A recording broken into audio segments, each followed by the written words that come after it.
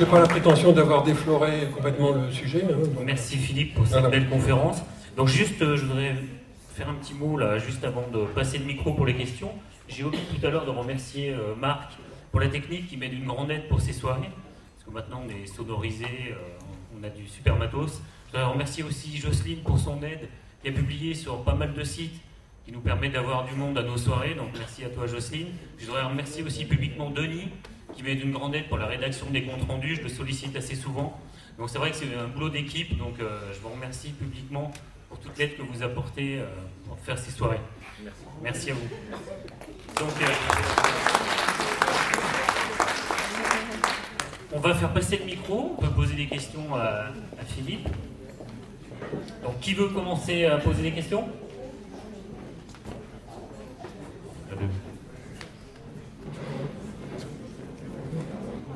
Bonsoir. Alors merci déjà pour cette conférence qui demande du travail et qui était très bien réalisée.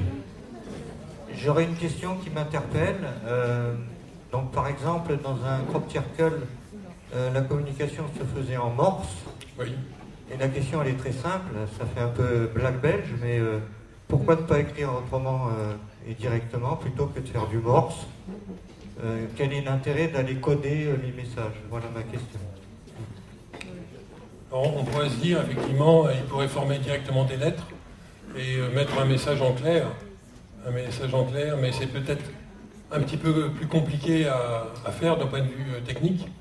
Hein, donc on s'aperçoit de temps en temps qu'il y a des crop circles qui sont très bien formés et d'autres qui sont moins bien formés. Et ça, derrière, il y a des explications physiques. Hein, c'est-à-dire que les blés qui sont utilisés se prêtent plus ou moins bien à la formation de crop circle. Donc là, en fait, on a des figures qui sont très simples, hein, qui correspondent uniquement à des cercles. Alors, je dirais qu'ils veulent probablement aussi jouer avec nous. Hein, donc, quand on est avec des enfants, peut-être qu'ils nous considèrent un peu comme des enfants aussi, hein, donc qu'ils essaient de jouer et qu'ils pensent que à travers certaines figures géométriques, il y aura quelques personnes sur Terre donc, qui vont regarder de très près, qui vont finir par comprendre. Mais ils nous donnent quand même des clés, hein, c'est quand même relativement simple, hein, parce que le morse, c'est quelque chose, c'était un mode de communication, un des premiers modes de communication qu'on a utilisé par exemple dans le télégraphe. Donc quand on essaye de différentes techniques pour interpréter on commence à utiliser les méthodes les plus simples. Oui, toutes ces figures-là partent d'une base mathématique. Alors j'allais poser la même question, pourquoi dessous il n'y a pas une légende? Pourquoi?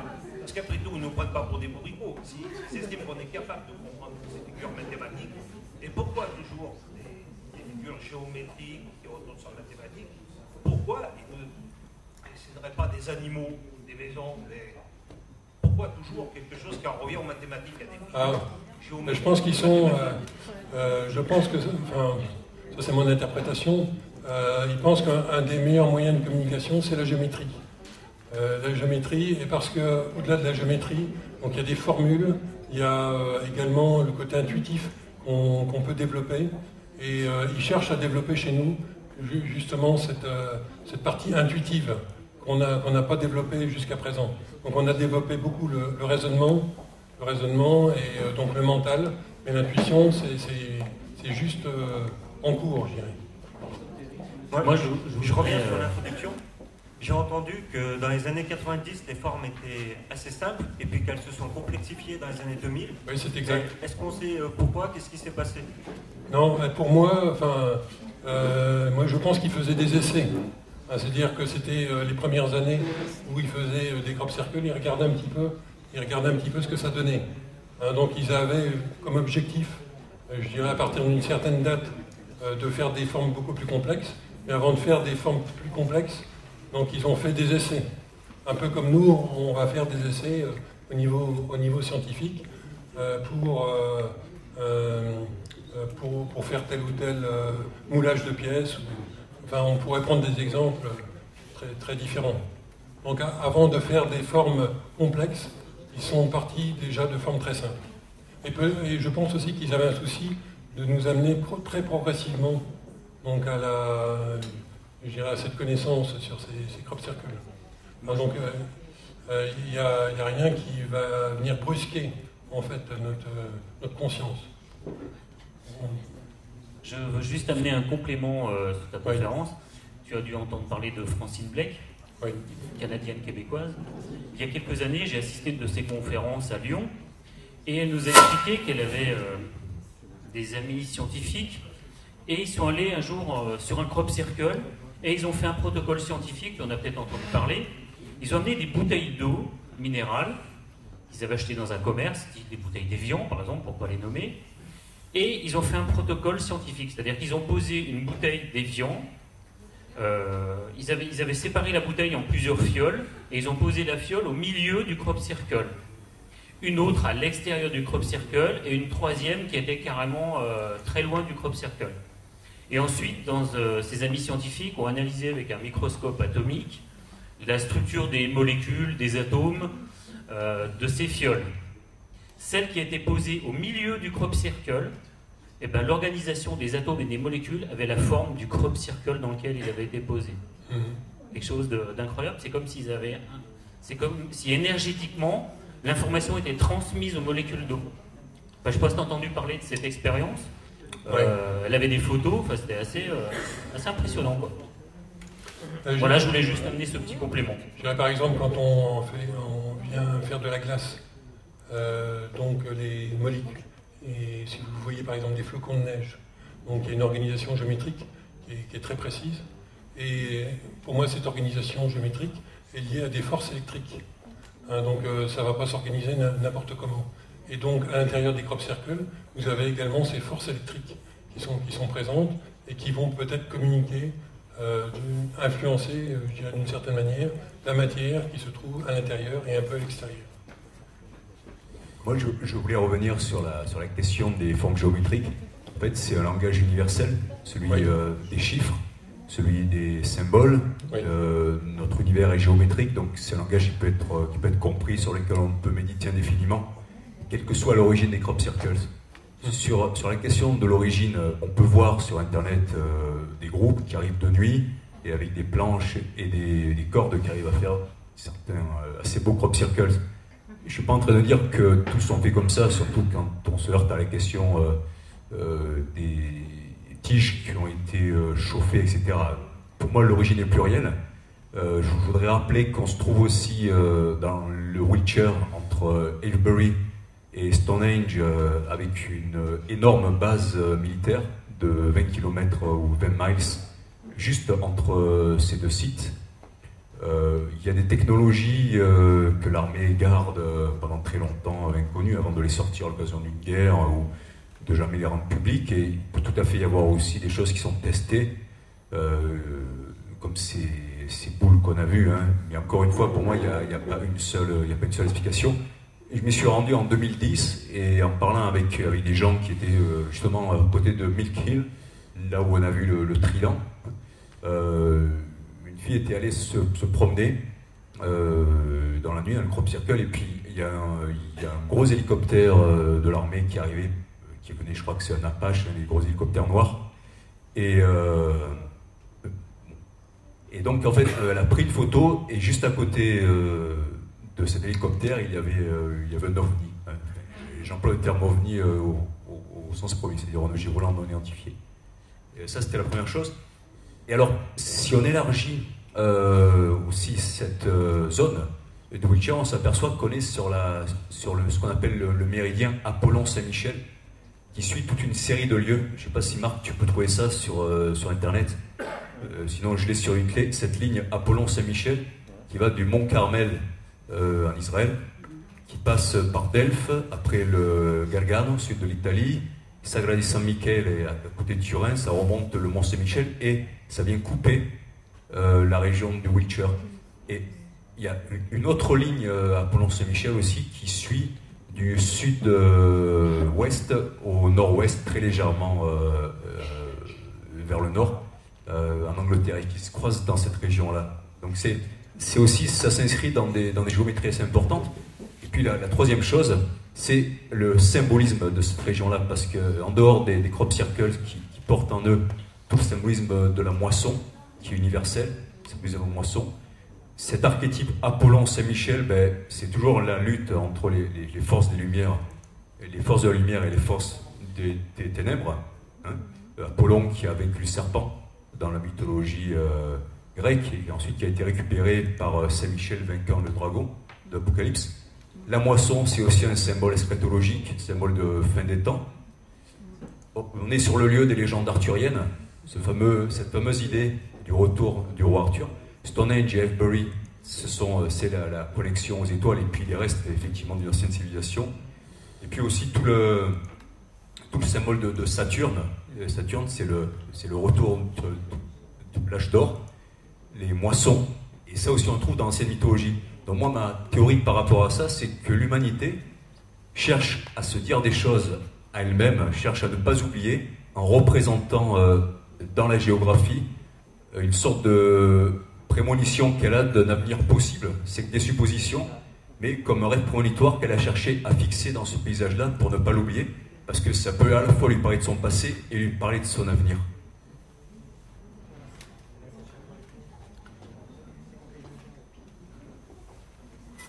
Ok. Disons que après, il peut, en fonction de sa propre expérience, moi j'ai plutôt une approche scientifique, on peut dire. Donc il y a d'autres approches qui sont possibles, hein, qui font appel à d'autres connaissances. Donc effectivement, l'interprétation qu'on peut donner peut être très, très diverse. Donc moi je vous ai donné ma façon de voir. Après je reconnais qu'il y a d'autres façons d'interpréter, de voir les choses. Et c'est en complémentarité. Hein, oui, voilà, oui, je ne dis pas que ça s'oppose. Hein. Je ne dis pas que ça s'oppose, mais que c'est différent. Bonsoir, merci pour votre intervention. Je voulais vous demander, comment vous interprétez le fait que l'année de la vache folle, où il y a eu une crise en Angleterre avec les vaches qui bourraient à cause du prion, oui. Cette année-là, afin d'éviter les contaminations entre les différents endroits où du bétail était élevé, l'armée et la police avaient assez largement fermé les accès en fait, aux routes dans les campagnes pour faire en sorte d'éviter les cross-contaminations. Et cette année-là, il y a eu dans les régions concernées, en fait, il n'y a eu quasiment aucun crop circle à ces endroits-là. Ça veut dire que ceux qui font les dessins, qui viennent par le ciel, ils n'auraient pas dû être embêtés par ce genre de truc normalement. Ok. L'impression qu'on a aussi au travers de la réalisation des crop circles, c'est qu'ils n'aiment pas être observés. Ils n'aiment pas qu'il y ait des témoins. La façon dont le crop circle se forme. Donc il y a quelques témoins oculaires, on a vu une vidéo, mais il y a peu de documentation en fait là-dessus. Donc ils veulent nous laisser un message qui ensuite est visible d'avion, mais ils ne sont pas tellement intéressés pour nous communiquer la technologie avec laquelle ils forment les crop circles. Donc peut-être qu'au moment de la vache folle, il y avait énormément de gens qui étaient présents et que n'ont pas voulu intervenir. Bon, après, ça peut être une hypothèse, mais il peut y en avoir d'autres. Hein. Je ne sais pas. Oui. Oui, je voulais savoir, vous avez dit qu'il y avait la majorité des crop circles qui étaient en Angleterre, oui. Quelques-uns en Europe. Est-ce qu'il y en a dans le restant du monde oui. qui sont répertoriés? On en a vu au Brésil, aux États-Unis. Je ne me rappelle plus exactement tous les pays, mais c'est quand même assez large. Donc on a l'impression qu'au fil du temps, ça s'est élargi. Alors la question que je me pose, est-ce que c'est parce que on n'était pas au courant de la formation des crop circles avant, et que maintenant on y fait un peu plus attention, ou est-ce que c'est effectivement parce qu'il y a de nouveaux crop circles qui se forment? La proportion a tendance à diminuer, si on compte le pourcentage, ça a tendance à diminuer en Angleterre pour favoriser un peu les autres pays. Et félicitations pour ta conférence. Je suis là. Oui. Est-ce que tu as eu vent de ce jeune adolescent hollandais qui avait des prémonitions et qui savait plus ou moins qu'il allait avoir une... Il savait à l'avance qu'il y aurait des formations de crop voilà. circle. Et est-ce que tu peux nous parler de cet homme de Néandertal ou je ne sais plus quoi, enfin, ce crop circle, c'est quoi la signification de ce crop circle? Un crop circle sur l'homme de Néandertal? Enfin, l'homme préhistorique, en fait, il y a une image en 3D un peu à côté de... Ça te dit rien, ça? Non. Donc je me rappelle, je dirais, d'un cheval qui apparaît aussi, qui est dessiné dans la craie. C'est à côté du message un peu au niveau de l'ADN.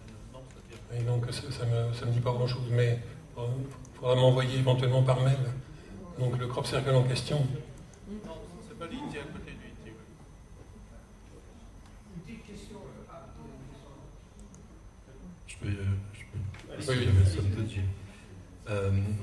Je voudrais rappeler deux choses intéressantes. C'est que lorsqu'on a établi des contacts avec les Inuits, au départ tout s'est bien passé, et puis quelques décennies plus tard, il y a eu des gros problèmes dans le peuple Inuit, et en gros, le contact avec les Occidentaux, on peut considérer, a quasiment détruit leur civilisation.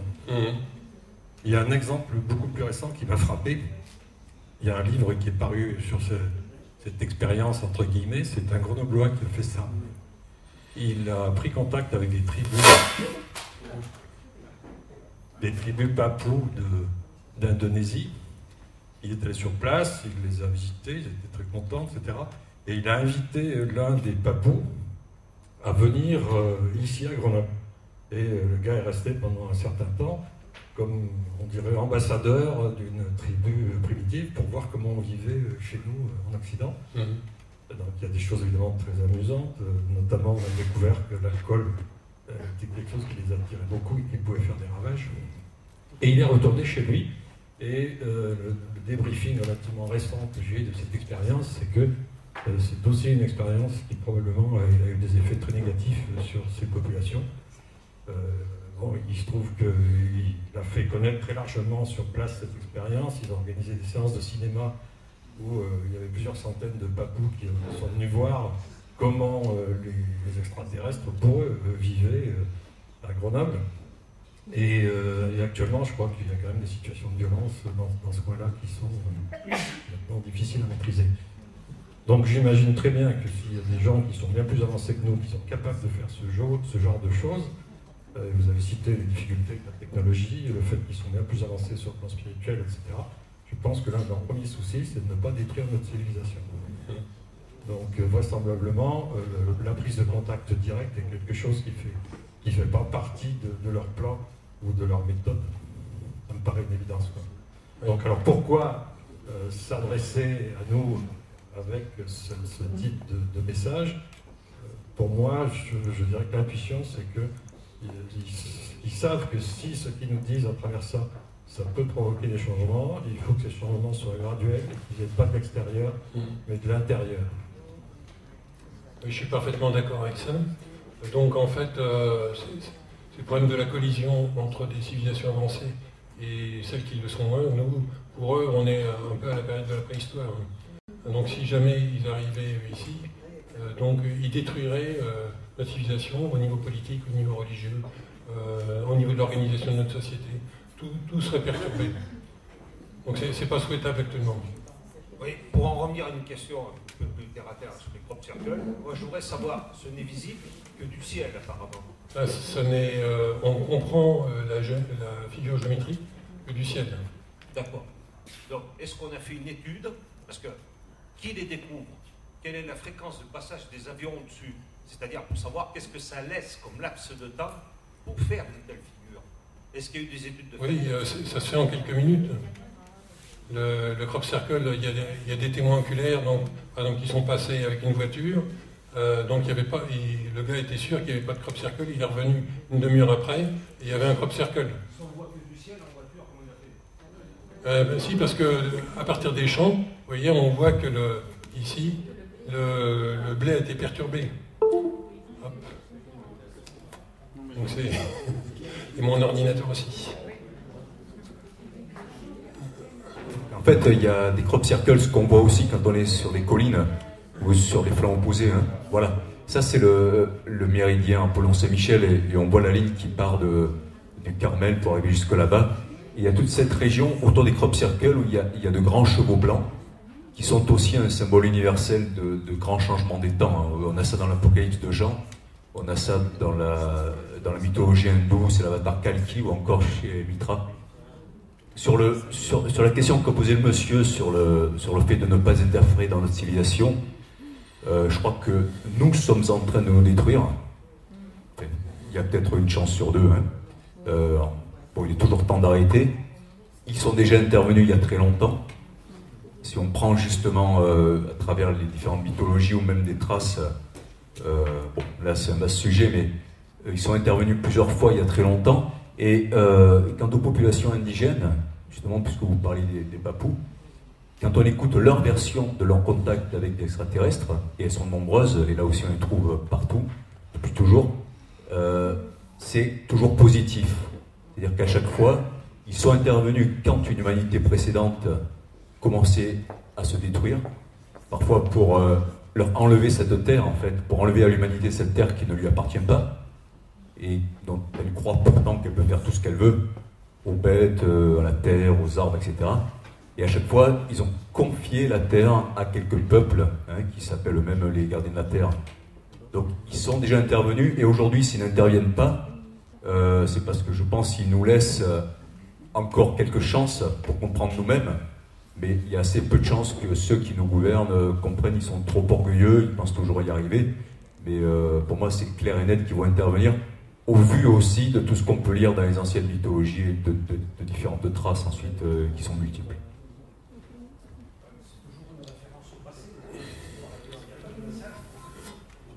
Le message, c'est arrêtez vos conneries. Il y a un livre que je vous conseille vraiment, c'est celui de John Mack. C'est un psychologue américain qui a eu un prix pour une biographie sur Laurence d'Arabie. C'est quelqu'un très très connu, genre un prix Goncourt en France ou le Clésio, hein, un prix Nobel. Lui, il a fait une enquête sur des centaines d'abductés. Et à un certain moment, il a été appelé aussi parce qu'il y a eu un débarquement dans une école, je crois que c'était au Zimbabwe. Des gris qui sont arrivés. Et tous les enfants ont eu peur, sauf un qui les a regardés dans les yeux jusqu'au bout. Et à travers les yeux du gris, hein, il n'a pas vu avec une sorte de racisme intergalactique. Il a dit, bon, qu'est-ce qui se passe? C'est qui? En fait, à travers ça, il a vu tout ce que l'humanité faisait à la Terre. Et ça les mettait en garde, ça mettait en garde l'humanité contre ce qu'elle est en train de faire. Évidemment, c'est plus facile, encore une fois, d'extérioriser le mal et de dire que le danger, il vient toujours de l'extérieur. Hein. On est évolué, maintenant on ne croit plus au diable, par contre on croit aux extraterrestres. Et le mal, c'est jamais l'homme qui va se détruire, alors qu'en réalité, c'est lui la seule source du mal. Je faisais référence à John Mack au Zimbabwe. On peut trouver un extrait du documentaire de Stéphane Alix, enlevé. Oui. Prêt. Donc j'ai vu avant de venir donc, une vidéo avec Philippe Weber, que peut-être plein de gens connaissent, et donc il parle du docteur Shetsu, qui connaît les Indiens Hopis et qui ont des dessins identiques de crop circle, enfin ce genre de dessin au départ, sur leurs rochers. Et la prophétie des Hopis dit, quand on verra ces dessins sur la Terre, ça voudra dire que les temps seront là, l'heure de la révélation du changement de dimension. Les anciens, les chamans, tout est interrelié, c'est un pont entre le passé et le futur. C'est une bonne nouvelle, la Terre est en train de changer de dimension. L'humanité aussi, on sait que l'on va perdre nos repères sur le plan social, économique, financier. Mais soyons positifs, car ces motifs sont là pour nous éveiller.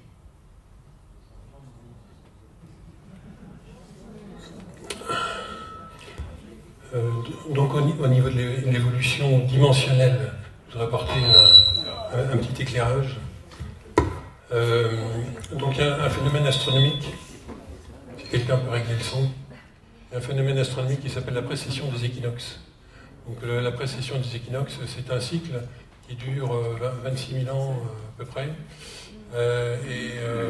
Et donc on remarque ça au travers de la variation de l'axe au niveau de la Terre. Mais une des explications, ce serait que le Soleil Il y en a qui ont expliqué ça au travers d'un mouvement de toupie entre le Soleil et la Lune. Mais une autre explication serait que le Soleil donc, a un mouvement alternatif donc, au niveau du plan de la galaxie. Donc il passerait au-dessus et au-dessous du plan galactique. Et donc lorsqu'il passe au niveau du plan galactique, donc, il pourrait recevoir une intensité lumineuse et un rayonnement beaucoup plus intense que celui qu'on aurait avant. Et donc ça se produit 2 fois dans les 26 000 ans, et donc on va rentrer ce qu'on appelle dans l'ère du Verseau, où on va recevoir, donc ça commence à se manifester maintenant, hein, donc au travers du réchauffement climatique. Pourquoi? Parce qu'il n'y a pas que la Terre qui est concernée. Quand on regarde par exemple la calotte glaciaire de la planète Mars, donc on voit que la calotte glaciaire depuis 30 ans réduit d'année en année. Et ça, c'est pas lié à la pollution qu'il y a sur Mars, parce que la pollution, étant donné qu'il n'y a pas d'activité sur Mars, la pollution ne change pas. Hein, donc la calotte glaciaire de Mars réduit d'année en année, ce qui montre qu'il y a une activité lumineuse beaucoup plus importante sur tout le système solaire. Et donc la Terre en fait partie. Et donc cette lumière eh bien, amène aussi des changements de conscience. Et c'est ce qu'on est en train de connaître actuellement. Et donc ce changement de conscience eh bien, nous amène, je dirais, à des connaissances techniques, des connaissances beaucoup plus étendues. Hein, donc ça va se multiplier. Donc on a vu l'informatique. Hein, donc au travers de l'ère du Verseau, j'ai fait une conférence en particulier sur cette ère du Verseau. Hein, donc en astrologie, c'est considéré comme un signe d'air. Et donc, on voit bien qu'on est au travers de la maîtrise de l'air, au travers des avions, de tout ce qu'on envoie dans l'espace, etc. Des communications qu'il y a dans l'air, de tout ce qu'on essaye de maîtriser. On voit qu'on est en train de passer dans cette ère-là, qui va durer 2160 ans. Et donc, pour moi, Jésus-Christ, par exemple, est venu inaugurer l'ère des poissons. L'ère des poissons qui a juste précédé, hein, donc, où là, bien, il fallait maîtriser ses sentiments. Donc les poissons, c'est sous le signe de l'eau. Il fallait maîtriser les sentiments. Là, on est en train de passer dans un signe d'air où il faut maîtriser le mental. Hein, donc c'est ça, pour moi, le changement dimensionnel. Donc il y a un changement de conscience aussi, au travers de ce que j'ai appelé la multidimensionnalité de l'être humain.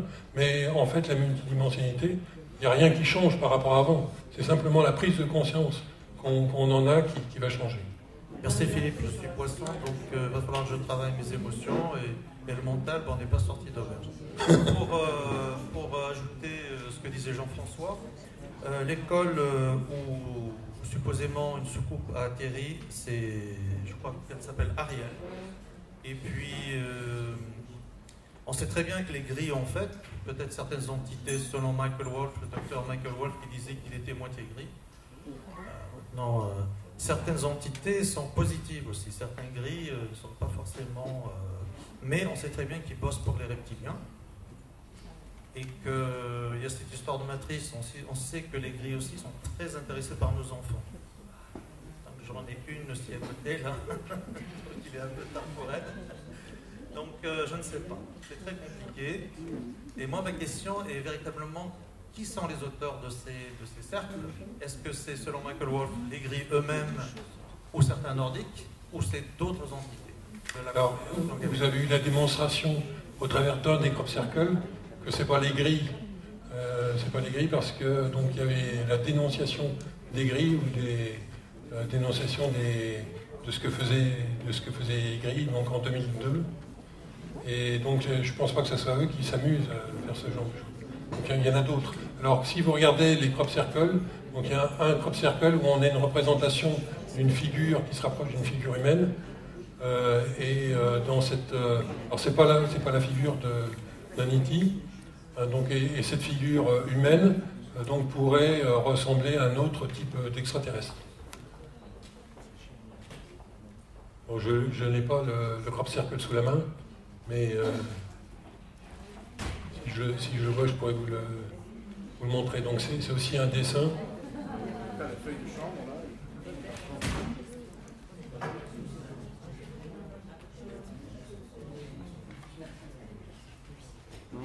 chose. Tu l'as montré tout à l'heure, c'était incarné dans l'angle.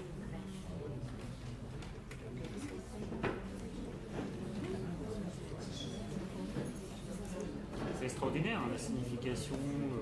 Oui, la diversité est extraordinaire, donc vous pouvez passer votre vie. Je crois qu'il y a un crop circle qui a 600 cercles. Oui. Je ne sais plus le. Voilà, c'est celui-là, je crois. Oui.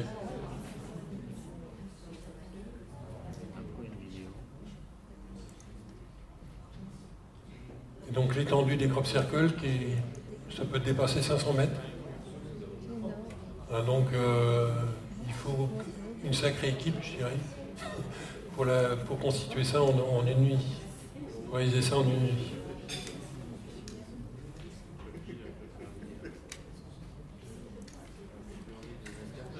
C'est impressionnant.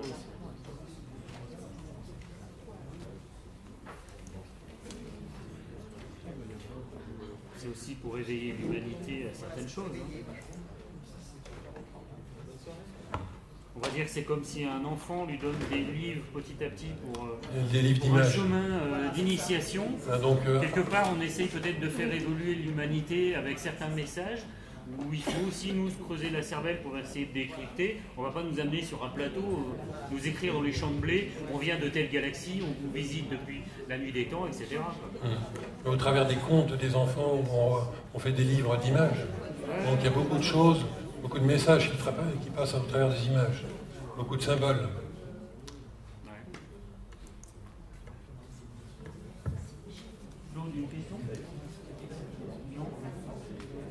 Philippe, est-ce que tu peux revenir sur les phénomènes de ball of light? Les phénomènes de quoi? Des boules de lumière. Ah, des boules de lumière. Ce que j'ai pu en dire, c'est par rapport aux témoins qui ont observé la formation des crop circles, donc certains qui étaient à proximité, et donc soit ils ont vu directement la formation des crop circles, soit ils ont vu des boules un peu avant la formation ou des boules un peu après. En fait, c'est simplement pour évoquer le fait qu'il y a une relation de cause à effet entre la présence de ces boules et la formation des crop circles. Alors, je vais compléter ton commentaire. Donc, il se trouve que je fais partie d'un groupe d'enquête qui étudie ce phénomène-là depuis une quinzaine d'années, qu'on se rend tous les ans à plusieurs reprises sur ces sites, et qu'on a eu l'opportunité de filmer à plusieurs reprises ces phénomènes de boules de lumière en vidéo, de jour et de nuit. Comme ce qu'on voit, c'est des films totalement de cette nature qu'on a pu réaliser. Ce qui est très intéressant, c'est des films qu'on a donc soumis à des scientifiques, à des physiciens. C'est des films qui sont très précis, c'est fait avec des caméras numériques haute définition. Donc on voit des évolutions de boules, comme on voit à l'instant, qui peuvent accélérer, qui peuvent changer de direction, qui peuvent soit disparaître dans les champs, soit on a même des séquences qui ont été filmées par des connaissances à nous, des chercheurs notamment norvégiens, allemands, suisses, qui ont eu l'opportunité de faire des séquences à partir d'aéronefs, que ce soit des ULM, des hélicoptères et autres, et qui ont pu notamment filmer des boules de lumière qui apparaissaient au centre de crop qui avaient déjà été formées, qui en sortaient et qui ont été, fortuitement, parce que même les gens sur le coup n'ont pas remarqué ces phénomènes-là, mais ça constitue a posteriori des séquences qui sont extrêmement intéressantes. Donc on est tenté effectivement d'établir une relation de cause et effet entre ce phénomène physique qui est quand même assez, en l'espèce, assez énigmatique. Qu'est-ce qu'il faut évoquer? Est-ce des boules de plasma, mais produites par quoi? Enfin, ça paraît de nature artificielle. On ne voit pas de caractéristiques particulières à la zone qui pourraient expliquer, en tout cas, la fréquence de ces phénomènes. Il y a des phénomènes, comme on peut voir là, qui sont effectivement immobiles, très puissants ou qui sont très mouvants. Des phénomènes qui peuvent pulser, qui peuvent grossir d'intensité, voire interagir avec les personnes qui sont présentes. Il y a eu des cas où les gens ont pointé des lasers en fait en direction de ces lumières et les ont fait réagir un petit peu à l'identique de ce qui a pu être apporté sur le site de Esdalen. D'ailleurs, il y a eu des gens qui ont fait des connexions entre ces sites qui sont quand même du plus haut intérêt. Donc, ce qui est très intéressant, nous on a été témoins, par exemple, dans les années 2005 en faisant des veillées sur des points hauts, en fait, des collines qui permettent d'avoir une vision sur des champs qui sont le siège régulier d'année en année de crop. Donc on peut se positionner sur des sites assez privilégiés, notamment autour de Mid-Hill. Et de là, on a pu effectivement observer et filmer et photographier des phénomènes lumineux donc, qui sont apparus en l'air, à des altitudes en fait, qui peuvent être graduées de quelques dizaines à quelques centaines de mètres de hauteur. Ce qui est très intéressant, c'est que, alors qu'on ne voyait pas, on avait des intensificateurs de lumière, donc on ne pouvait pas détecter d'activité au sol. Ça, c'est pour, effectivement, même si je considère à titre personnel qu'une grande quantité, pour avoir circulé dans des crops, il y a une très grande quantité de crops qui sont faits par des moyens mécaniques assez triviaux. Hein. Ça, il faut avoir l'honnêteté de le considérer.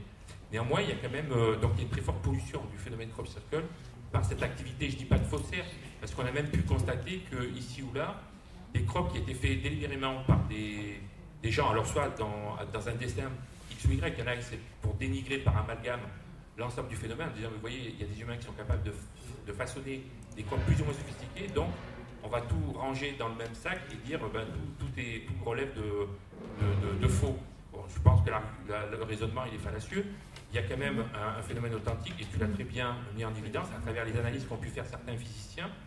On a eu l'occasion de côtoyer parmi les chercheurs qui sont les plus impliqués dans ces domaines-là, et des gens qui ont fait, effectivement, comme tu l'as mentionné dans ton intervention, des analyses des plantes, et qui ont mis effectivement en évidence des artefacts qui sont relatifs à des expositions des plantes à des champs électromagnétiques. De la même façon, on a pu distinguer, alors certains avaient voulu considérer que c'était des effets de produits phytosanitaires, mais bon, on voit quand même, par exemple, des insectes qui sont grillés carrément sur les plantes à la mesure peut-être de l'exposition extrêmement fugace d'échauffement, puisque les plantes sont peut-être portées à 800 degrés en quelques fractions de seconde, d'où les effets de collapse qu'on peut constater effectivement. Moi, j'ai eu l'occasion, en 2005, donc j'ai accompagné un groupe d'amis, et sur peut-être les quelques dizaines de crops dans lesquels j'ai eu l'opportunité de circuler, il y en a deux pour lesquels, de façon flagrante, en tout cas visuellement, ils ne pouvaient pas être produits par des moyens mécaniques. Ce que moi j'ai pu effectivement vérifier in situ. C'est très troublant, c'est ce que tu as mis en évidence dans le début de ton introduction. C'est des crops où on a l'impression que le champ, quand on pénètre dedans, notamment je pense à une image très sophistiquée qui était apparue à Eastfield, où le champ était comme, on va dire, peigné, entre guillemets, mais disons aux 2/3 de la hauteur des blés. Ce qu'on ne pourrait pas faire par des moyens mécaniques, c'est-à-dire courbure, mais vraiment à 2/3 de la hauteur des plantes. Donc je ne vois pas comment on pourrait faire ça par des moyens mécaniques. Et on voyait les effets d'éclatement, enfin de gonflement et d'éclatement des nœuds que tu as bien mis en évidence.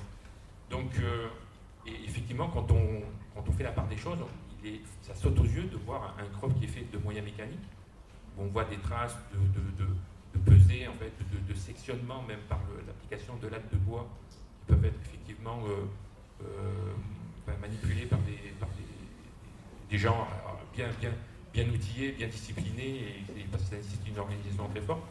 Mais pour revenir effectivement à ces phénomènes de lumière, je reviens sur l'épisode de Eastfield. On était sur un point haut. On a vu pendant à peu près 2 heures de temps, on a pu filmer des phénomènes lumineux très puissants dans le ciel. Alors ça n'avait rien à voir avec des flares. Hein. Les flares, pour ceux qui ne connaissent pas, ce sont des dispositifs de dispositifs éclairants qui sont effectivement manipulés par les militaires pour éclairer des zones de théâtre d'opération. Et on a du magnésium qui retombe en fait tout parachute, donc on voit très bien les traces de combustion et qui vont dériver avec le vent. Là, on avait en espèce des boules de lumière qui s'illuminaient dans le ciel, qui étaient totalement fixes et qui s'allumaient comme un sapin. Rien à voir, bien sûr, avec des lanternes de taille. Et ce qui est très troublant, c'est que le matin, quand le jour s'est levé, le champ, la verticale du champ où ce phénomène avait pu être observé par des dizaines de témoins, on a eu la surprise de constater la survenue d'un immense crop circle, d'une trace, d'une empreinte. Et là, c'est quand même sidérant parce que il y avait quand même une très, très forte surveillance périphérique et on n'a pas du tout soupçonné une quelconque activité, on va dire conventionnelle, dans ce champ, alors qu'on le surveillait. Donc ça, c'est pour aussi illustrer le fait que, certes, il y a peut-être à l'exemple de ce que suggère ce fameux film qui a été, certes, qui a été assez décrié, qui a fait l'objet de tas de polémiques, où certains ont avancé que c'était un trucage, d'autres l'ont contesté, après c'est des querelles d'experts. Mais bon, il y a quand même des gens qui témoignent avoir été confrontés, soit à des phénomènes de flash, phénomènes de lumineux extrêmement intenses et fugitifs, et avoir découvert à la verticale du champ où l'événement s'était produit, des fois des crops d'une sophistication et d'une surface extrêmement conséquente, puisque je crois qu'on peut dire qu'il y a certains crops qui dépassent le kilomètre de long pour les plus importants, et voire d'autres crops qui ont été faits en plusieurs séquences. Donc ils se sont complétés sur on va dire des symboliques plus ou moins sophistiquées. Par contre, effectivement, quand on a l'opportunité d'observer ce genre de phénomène lumineux, c'est quand même assez sidérant, et à ce stade, d'autant que certains témoins ont pu mettre en évidence des interactions, par exemple sur l'allumage par exemple, des tracteurs qui sont tombés en panne quand ces phénomènes lumineux sont passés à proximité, un peu à l'identique de ce que des témoins qui rapportent avoir observé des ovnis passer à proximité d'un axe routier ont pu effectivement rapporter. Ce qui démontre qu'il y a quand même en l'espèce un champ électromagnétique qui peut générer des perturbations avec son environnement. Quant aux vitesses, ça peut être de quelques dizaines de mètres d'une vitesse très lente à des vitesses avec nous on a vu des accélérations, des changements quasiment anguleuses, des changements anguleux de trajectoire qui sont tout à fait étonnants, quoi. Et jusqu'à faire des travelling, à se prendre des torticolis pour suivre sur des kilomètres parfois, quand on est sur un point haut, on a une vue parfaitement dégagée et on a pu suivre des fois sur des kilomètres des phénomènes lumineux de cette nature. Alors des fois qui disparaissent au sol, des fois qui survolent des collègues qui se trouvaient dans des champs sans que les gens à la limite aient conscience qu'ils aient été survolés. Et j'ai une anecdote qui est assez étonnante à cet égard. Ça nous était rapporté quand on était en Angleterre par des chercheurs, je crois qu'ils étaient anglais. Il y en avait un qui était sur une colline et avec son copain, ils avaient des téléphones portables, ils étaient en contact. L'un était resté sur un point haut, de façon à avoir une vue d'ensemble sur un champ. Et son collègue, parce qu'il voyait en fait un phénomène lumineux qui s'était stabilisé à la verticale du champ. Et donc il a envoyé, en guidant son collègue avec le téléphone, il a guidé dans la zone où se trouvait ce phénomène lumineux. Et son collègue lui disait, mais je ne vois rien. Il disait, mais tu es quasiment à la verticale du phénomène. Et l'autre disait, mais je t'assure, je ne vois rien. Il a dit, ben lève les bras. Pour moi, tu es dessous. Et le gars, quand il a levé les bras, il a comme été électrocuté, il est tombé au sol. Au point que son collègue a eu peur, il s'est précipité pour le rejoindre. Et le gars a dit qu'il avait été comme, comme s'il avait été électrisé alors qu'il ne voyait pas ce qui le surplombait, mais manifestement avec quelque chose qui, vu depuis un autre angle, était parfaitement perceptible par le témoin qui était resté sur le point haut. Donc voilà, c'est des exemples hein, pour un petit peu alimenter le débat. Moi, je voudrais une question pour savoir si il y a eu une intervention humaine dans l'interprétation ou une intervention, entre guillemets, extraterrestre. Ça a tout été dit. Intervention humaine, c'est-à-dire quand il y a une interprétation des crop circles, il y a toujours une intervention humaine. C'est les hommes qui interprètent. Maintenant, le phénomène, il est là, et en fonction de sa propre culture, hein, par exemple, si on a une culture scientifique, ou si on a une culture, par exemple, sur la mythologie, les symboles, etc., donc on va avoir une interprétation un peu différente. Mais donc c'est difficile d'avoir une interprétation qui puisse convenir à tout le monde. Philippe, juste un petit complément sur ce que tu disais. Les premières crop circles en fait ont été enregistrées au 16e, c'est ça et on disait que c'était le diable qui... Alors oui, c'est ce qu'on rapporte, enfin je pense qu'on a vu des peintures, des choses comme ça, où on voit apparaître des crop circles. Et ce que je voulais dire aussi, c'est qu'il y a des endroits en Angleterre où les collines sont appelées The Hills of the Balls of Light. D'accord. Que les gens, en fait, ils étaient déjà au courant de ces phénomènes. Hein. Mais en tout cas, moi je voulais te remercier pour une super conférence. Oui. À la de partir. Merci. Merci. Tu disais, François-Marie, que Léopi avait déjà fait des références au crop circle ? En fait, c'est la dame tout à l'heure qui a cité les hopis. Et d'ailleurs, ouais, je voudrais proposer une conférence sur le sujet. Ouais. Parce que j'ai justement été là-bas cet été, enfin, il y a presque un an. C'est vrai qu'il y a des collines, enfin, des falaises entières qui sont constellées de dessins. Par contre, il faut faire un tout petit peu attention parce que il n'y a pas trop la notion du temps dans ces cultures. Par exemple, il y a le rocher de la prophétie que j'ai vu, un rocher gravé, donc je suis allé le voir avec un guide hopi, puis à la fin, je me suis souvenu qu'une fois sur Internet, j'ai vu une date assez contemporaine, et je me dis, mais en fait, cette prophétie-là, gravée sur le rocher, je ne parle pas des peintures qui sont très anciennes, hein, mais ça continue à être peint en permanence aussi. En fait, en tout cas, ce qui avait été gravé sur le rocher, ça datait de 1968. Voilà, donc il faut avoir toujours beaucoup de discernement, en fait, ce qui invalide en rien. Et en fait, je voulais parler aussi d'un crop circle assez extraordinaire, tu peux le retrouver, Marc, de Julia 7. Julia 7, un crop circle qui est apparu le 7 juillet 1996, Julia 7, comme Julia et 7, SET. Et en fait, il y a eu toute une série de synchronicités autour du 7. Déjà, c'était le 7-7, le 7 juillet d'une année 7. Il y avait, je crois, une somme de cercles. Voilà, c'est les trois, je crois, les trois branches là. C'était à côté de Stonehenge. Et bon, je crois que celui avait été justement survolé 7 fois dans l'après-midi jusqu'à peu près 17h20. Il est apparu le 7 juillet à 17h20. Et là, ça s'est fait vraiment en un quart d'heure, quoi.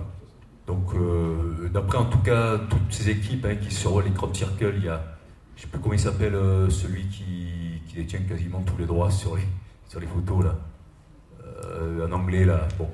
Lucy Pringle. Oui, non, il y en a un autre aussi, un gars là dont j'ai oublié le nom, Andrew. Bon, bref, voilà. Voilà, donc un exemple apparemment de crop circle Steve Alexander peut-être, ouais. Bref. Qui est apparu très rapidement. Et du coup, ça renvoyait aussi là, je parlais du symbolisme des moissons, et moi je fais un peu lien avec un bouquin de Pierre Jovanovic, je ne sais pas si certains l'ont lu, sur la crise de 2008 où la bourse avait chuté d'un coup de 777 points, c'était le 29 septembre, c'est-à-dire le jour de Saint-Michel, Saint-Gabriel,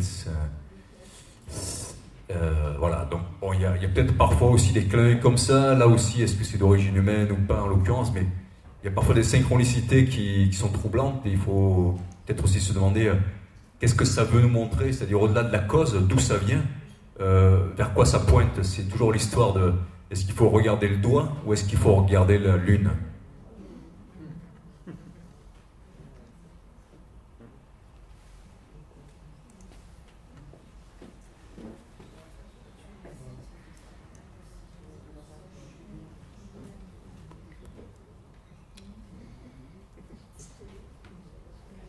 Voilà, mais je pense qu'on va pouvoir aller faire de Boren. J'espère que vous ne rêverez pas trop de crop circle pendant la nuit. Oui. Il n'y a plus de questions. Bon, en tout cas, on a passé encore une bonne soirée. Merci Philippe.